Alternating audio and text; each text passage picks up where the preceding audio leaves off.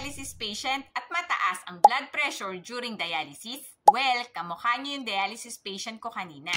Ang pagtaas ng blood pressure during dialysis ay tinatawag na intradialytic hypertension. Kung ang madalas na complaint ng mga dialysis patient ay hypotension o mababang blood pressure, ang patient ko naman ay hypertension, 190/110 millimeters per mercury. Sa ganitong pagkakataon, maaari nyo nang itanong sa inyong nephrologist kung pwede nyo nang inumin ang inyong due home medications. Madalas kasi ay hindi iniinom ng mga dialysis patient ang kanilang BP medicines before, during, or after dialysis upang maiwasan ang hypotension.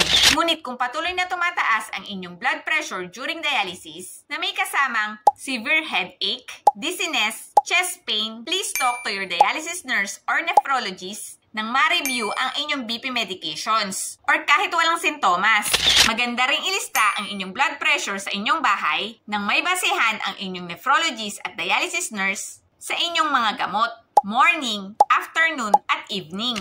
Importante ding dapat tandaan na itigil ang heparin sa mga ganitong sitwasyon dahil it can increase the risk of bleeding. Once your BP become normal, i-resume naman ito agad to prevent clotting on your bloodlines. Kung patuloy pa rin itong tumataas, pwede namang mag-normal saline flushing.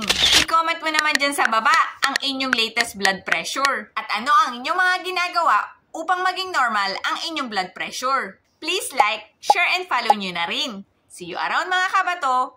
Bye!